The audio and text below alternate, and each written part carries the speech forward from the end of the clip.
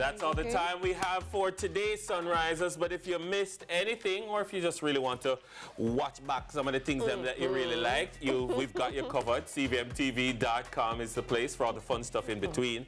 We're on Instagram at Sunrise CVM or at CVM Television. Remember, don't miss out on this evening's lead story with George Sylvester Davis himself. That's at 6:30. And also remember to tune in to CVM TV from June 20 to July 14 to follow our reggae boys on their journey in Copa America 2024. Watch them compete against the likes of Argentina and Brazil, Mexico, USA, and more in this year's tournament. You can also see it happen live on CVM TV, again from when? June 20 to July 14. Write that down. Roundtable Squad, they're going to take over after this. Bye. Happy Tuesday, everyone. Welcome to the Round Table. I'm Shalane, and joining me at the table this morning is my beautiful, gorgeous co-host, Gianna, and our very special returning guest, zooming in to be with us today, is Dr. Lichib Samaj. Welcome to the Round Table. Good morning. Good morning. Good morning. Good morning. How's everybody doing? I feel like there's like, like good morning. Yes. How are you this morning, Dr. Samaj? I'm alive and well. Oh, yes, that's good. That's awesome. That's always good, right? That's always all you need to be alive and well. Right. So I don't usually do Tuesday. No? No, Me neither, actually, I don't think. I know. But it's not bad. No. Tuesday. Tuesday, what are you choosing today? I don't know. I wasn't ready for that question. Anyway, so it's now time to check out what's buzzing online in our social buzz. Check this out.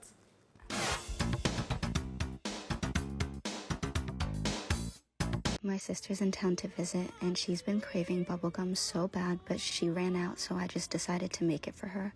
I poured some powdered sugar on some wax paper and created a well before combining my gum base with some corn syrup and slowly melting it down. Once that was all melted, I gave it a good stir and poured it into my little powdered sugar wells I created. One of her favorite flavors is green apple, so I made a green apple one, and then also experimented with making a cinnamon vanilla gum. Once the mixture was cold enough to handle, I kneaded it and then stretched it out and made sure to always have it covered in the powdered sugar so it wouldn't stick. Then I rolled out my gum, cut it into equal pieces, and decided to go for a little gum ball. Once all the green apple ones were formed, I moved on to my cinnamon vanilla ones and set them aside before tossing them in some more powdered sugar. To keep them fresh, I placed them in some wax paper, twisted the sides, and repeated that process with all of them. And then they were ready to try. These tasted even better than store-bought gum, and she was so excited. The cinnamon vanilla ones tasted like a donut. I was very pleased about. Okay, so I love her. I'm happy for you. Just my namesake, Smith. Yes. Nara Smith, Shalane Smith. Yeah, but I want to be like her. I'm not gonna lie. But that's so much process. Yeah, but okay, yeah. So people thought that people are like, oh, it's too much, overdoing it. But she came on and she was just like, look, I don't think it's autoimmune, but she does have health issues. Oh. And she says when she eats the food, the processed food, it makes her sick. Yeah. And so her and her family just decided to go on this really healthy, made literally from scratch. Right. There's another girl on TikTok, last name Smith as well, and she made her husband wanted like cookies or something, and she made the sugar from scratch, as in cut up the sugar cane, boil it outside, wait till it gets sticky, knock it up, powder. She was like, sugar from scratch is insane, but I am actually encouraged. I like it. It's a bit much, though. It's a lot, and clearly that's her job. That's what, she don't have a job and then she come home and make sugar from scratch or sweetie from that. What do you think about that, Dr. Samaj? Well, it's one thing about junk food, see, you can eat as much as you want as long as you make it yourself. There we go. You'll never have the time to make that amount that really gets bad for you. So go for it, because that's what you want. Yeah, I think her making it from scratch is good. Yeah. All right, and so now we're gonna just go right into a bag of things.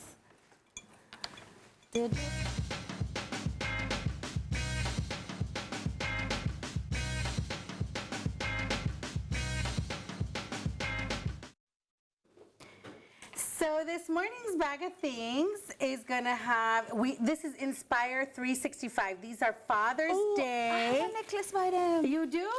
Yes. Yes. They've made jewelry for, what is her name? Kate Middleton. Oh. Yes, future Queen of England. Yes.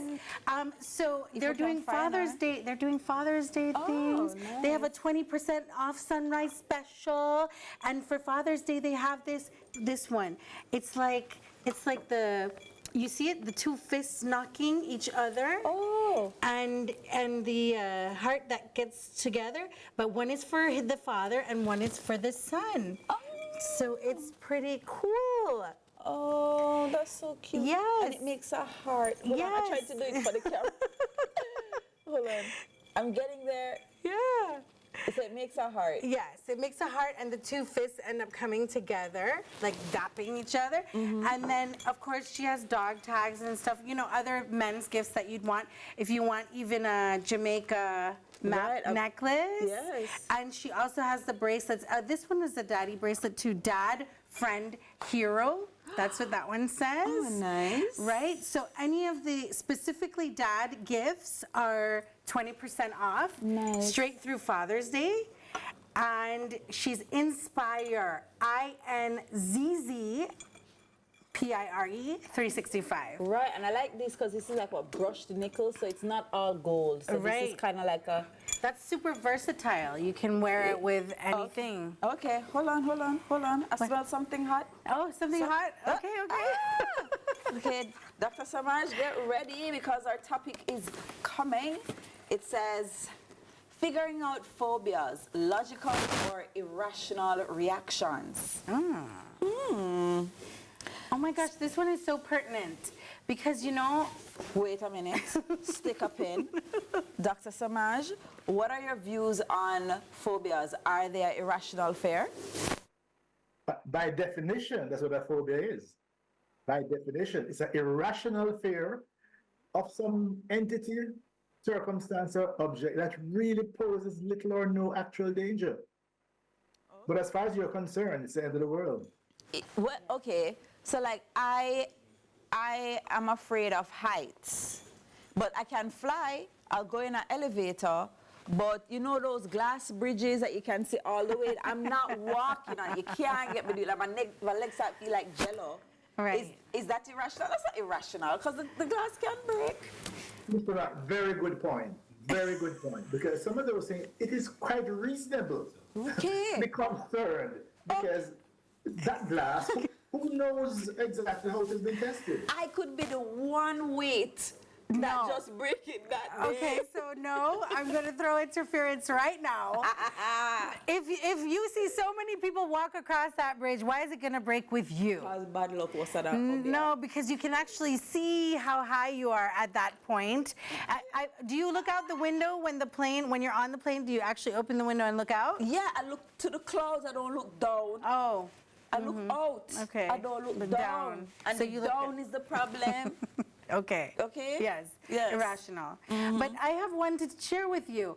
Over the weekend, my son is 2. Dr. Samash, my son is 2.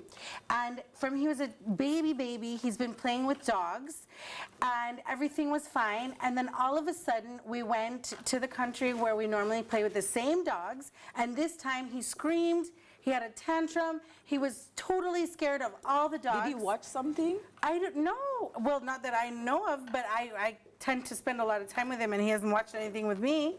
I mean, he goes to school, though, so I don't know. What could cause that, Dr. Samaj? It is quite possible that something could have triggered it that you were not aware of. Right. Because we can transfer things from one environment to another. So maybe he could have heard something.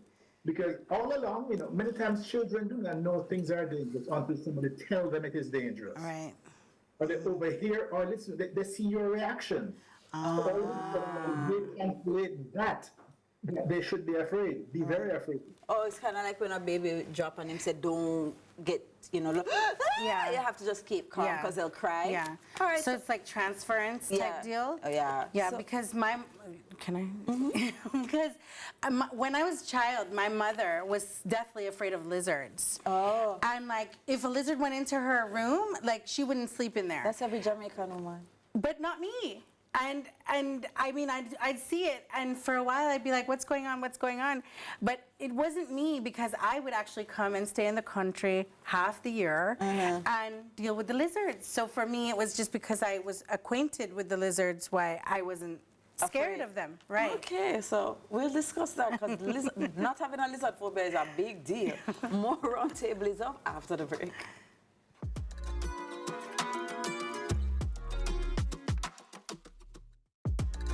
Welcome back to the roundtable this morning. The topic is figuring out phobias, logical or irrational reactions. Dr. Sabaj, I want to ask you though, because we've been talking about phobias. Could you give us a difference between like a phobia versus a fear? Is there a difference? The word irrational. That's it. Because some fears, I mean, you should be concerned. You should, because what fear? You know, you've heard this acronym, false events appearing real. Yes. It says that, for example, if you hear gunshots, be not afraid. The fact you're hearing the shots, it means that you're not dead, technically speaking. Right. Yeah, so that the question is, how do you respond? How do you react? Is a function of your experience when you're training. But individuals, there are some individuals who, by virtue of training, you hear gunshots, you know exactly what to do. You take cover, you make yourself a small target, you know, etc. But we have some people, once they hear gunshots, they run for the excitement because, look, something is happening, so I want to know what it is. Yeah. So the issue about, you know, the irrational, you mentioned lizards a while ago. One of the things that we do would help people with phobias is cognitive restructuring. You know, just basically, how can you think of it differently? And I remember many, many years ago, I was a child, I heard somebody say, you should not be afraid of something that's afraid of you. And oftentimes, the lizard is trying to get away from you, you know. So you telling me a flying cockroach afraid of me? White fly on me? White fly towards me then? So I draw the line at cockroaches, because cockroaches are not afraid of you. If you notice, they will actually run towards you. They That's don't what I'm really saying. try to run away. No, hold on. No, they're trying to, cockroaches are trying to escape. They're trying Towards me, Dr. Savage? They're trying to escape. You are interpreted in that manner. I stand up there minding my business. Just pitch on me. It's provoking. No, but lizards actually do try to get away every chance they get, and they're so docile. Like, they really don't want to. They don't want to be in your space anymore than they just find themselves there. So really, like, it's irrational. I have a lizard that goes outside in the day and comes in at night. Right. It's provoking. Yeah, but he lives there. Lizards are creatures of habits. They will stay behind the same picture all the time, in the same location, unless you do something to make that location now, you know, toxic to them or, you know, or threatening for them. Uninhabitable. But how can your culture like shape your fear or your phobias? Like, is it cultural? Is it societal? Is it different? Because, you know, Gianna said that everybody around her was afraid of lizards, but she wasn't afraid of them. Yeah, no. Right. Because it was irrational. You have individuals in general, we tend to go along with what the culture says, but you will have people who go the other direction just by default. But in general, the culture tells you that lizards and dogs, and so many people have these irrational fears unless something happens to you. Listen, a part of it is, they say it can also be genetic, you know. Really? Or early experiences. So that you can be the one that, look, you've overcome it, it didn't bother you, but in general, many people in the culture tend to share the same phobias, the same concerns. Okay. Because it's taught, right? Yeah. Is it that it's taught? Do they teach you, like, don't go near a lizard, or because you see them, you mirror them? Is that No, what?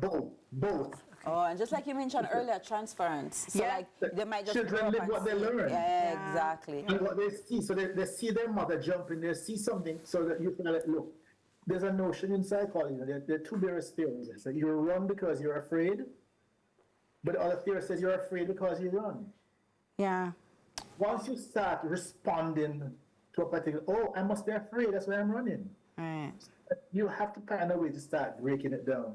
But for me, some of the other theories are the ones that really hold you back in life. For example, a lot of people can't do what you are doing now. Be on television, Public interacting with the speaking. public. Right. Fear of speaking publicly, fear of being on media. A lot of people, that is one of the most chronic, and it's totally irrational. But don't tell that to them. They tell you all kind of things can happen. I'm gonna forget what I'm gonna say. I'm gonna be embarrassed. I'm gonna look bad. So those are the kind of things that we really have to spend some time, working around it. For example, one of the things that I encourage people to do while involved in speaking, and you're not sure about don't hold the paper in your hand. Why? If your hand starts shaking, People They can see it. But I wanted to know. you will see it too. What you are- will see, you will now even internalize it even more.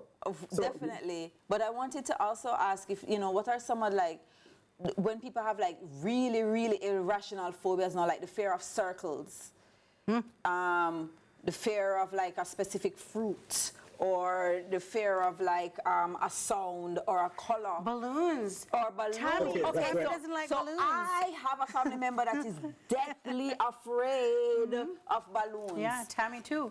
Tami is from afraid here, of yeah. balloons? Ah! Well, in a case, because what happens when you have those kind of fears, you start programming your life so as to avoid those things completely. Absolutely. Birthdays with no balloons. I can imagine.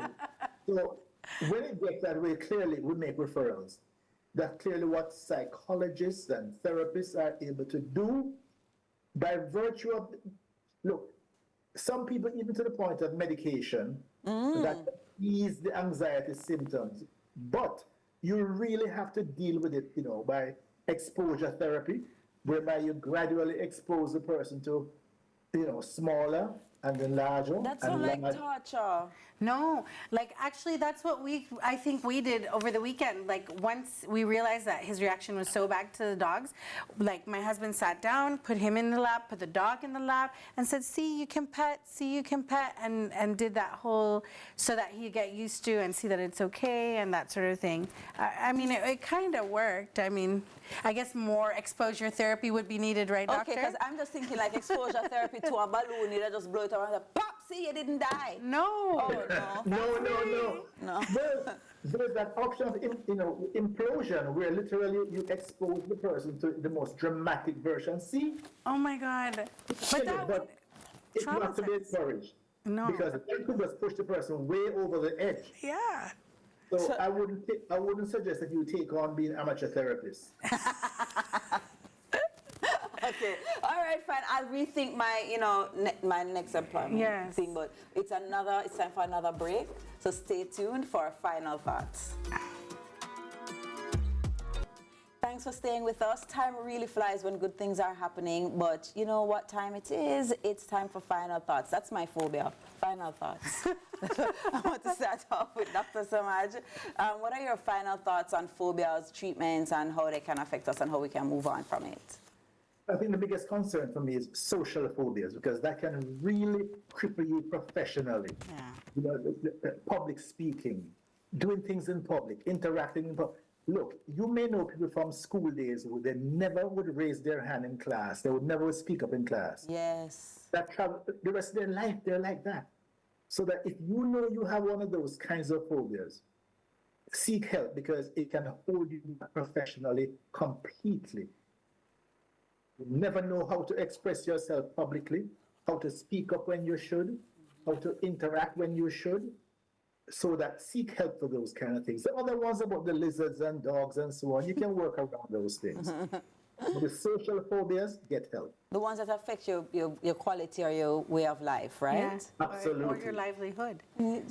True. What are your final thoughts, Gianna? My final thoughts are that everybody's an individual, So we might have individual phobias, and I feel that we should all be sensitive to the plight of someone else. We don't know what caused it. We don't know what they're going through. So the best thing we can do for them is to be kind. Even if we think they should get over it or it's irrational, they will do so in their own time. We should be kind to them. Definitely, I love the point you touched on, because you have to destigmatize that kind of stuff. You know, people are just like, lad, get over it, you know, favor food, you know, and stuff. But it's really true. You don't know what has triggered them, because there's a lady on TikTok where she has a phobia of water, and it came from domestic violence. So they have to be doing immersion therapy. You know, like sometimes our hand will touch the water and stuff like that. So that's a wrap for the roundtable today. Thank you both for joining me. Thank you, Dr. Samaj. And enjoy the rest of your day, guys. And as you go forward into the world, remember, be good and be on purpose. What's your sign? It's like we're twin flames in a different life. Deep connection, lights